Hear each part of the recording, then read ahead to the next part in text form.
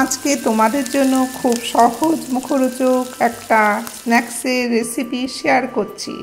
সন্ধ্যাবেলায় চায়ের সাথে এটা ভীষণই ভালো লাগে। আজকের রেসিপি দারুণ স্বাদের মুচমুচে সাবুদানার বড়া। তাহলে চলো শুরু করা যাক রেসিপিটা। নমস্কার বন্ধুরা, হরেক কম্বাতে তোমাদের স্বাগত। এখানে একটা কাঁচা আলু খোসা ছাড়িয়ে ঘষে নিচ্ছে। নেওয়া হয়েছে 4টে কাঁচা লঙ্কা কুচি আর একটা কুচনো পেঁয়াজ। তোমরা যেমন ঝাল খাবে সেই অনুযায়ী লঙ্কা নেবে। এবার কুচনো পেঁয়াজগুলোকে দিয়ে দেওয়া হলো একটা বাটিতে। দিল 1 চামচ ভাজা গুঁড়ো মশলা, দেওয়া হলো 1/4 চামচ গরম মশলা গুঁড়ো। ভাজা গুঁড়ো মশলাতে নেওয়া হয়েছে ধনে, জিরে, তেজপাতা আর শুকনো লঙ্কা। এখানে 1 টেবিল চামচ সুজি দেওয়া হলো 1/2 চামচ হলুদ গুঁড়ো, 1 চামচ চিনি আর 1/2 চামচ নুন। নুনটা কেন কম দেওয়া হলো পরবর্তী পর্যায়ে তোমরা বুঝতে পারবে।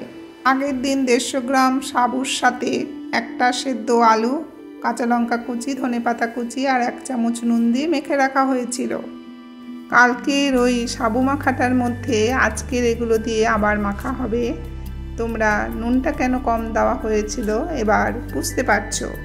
এখানে একটা কাঁচা আলু ঘষে দেওয়া হয়েছে, তাতে বড়াটা অনেক মুচমুচে হবে। অ্যাড হলো 1.5 চামচ নারকেল কোড়া। এবার ভালো করে মিশিয়ে নিচ্ছে। সাবুর অনেক উপকারিতা আছে। এ হাড় মজবুত করে, ভ্রূণের বিকাশ আর শরীর সতেজ রাখতে সাহায্য করে।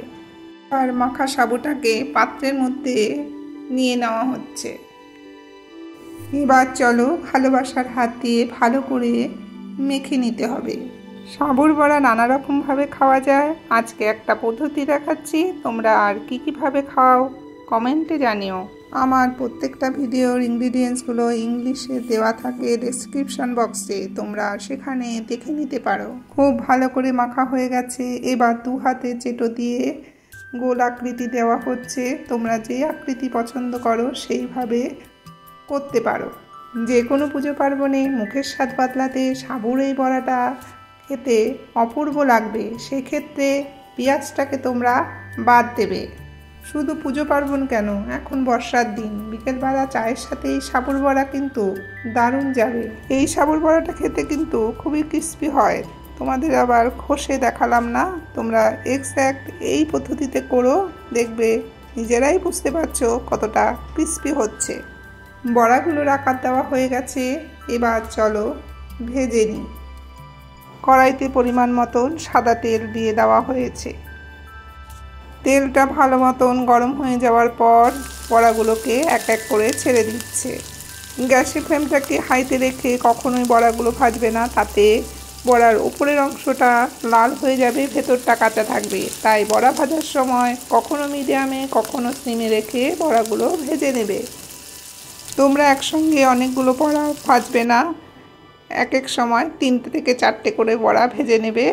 আমরা প্রথম ব্যাচে 3টে বড়া ভেজে নিচ্ছি। বড়ার 2 পিঠ কিন্তু লাল লাল করে ভেজে নেবে।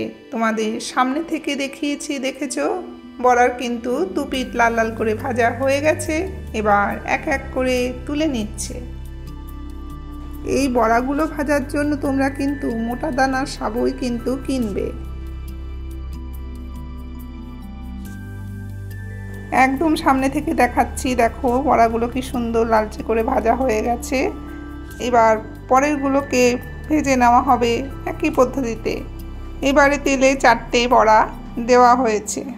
পরের ধাপের বড়াগুলো ভাজা হয়ে গেছে। এবার এক এক করে তুলে নিচ্ছে। খুব সুন্দর কিন্তু গন্ধ বেরিয়েছে আর এগুলো খেতেও দারুণ হয়। বড়া ভাজা শেষ, এবার খাবার পালা।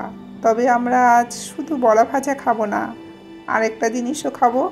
চলো সেটা কি দেখে নিই। এখন রেডি টু কুক আলুর পপসগুলোকে ভেজে নিচ্ছে। বাইরে বৃষ্টি পড়ছে, তাই বিকেলের খাওয়াটা একটু জমিয়েই হবে। রেসিপিটা কেমন লাগলো কমেন্টে জানিও। মনে করে একটা লাইক করে দিও। রেসিপিটা ভালো লাগলে পরিচিতদের মাঝে শেয়ার করার অনুরোধ রইল। তোমরা সবাই ভালো থেকো, সুস্থ থেকো। আবার আসছি নতুন এক ভিডিও নিয়ে।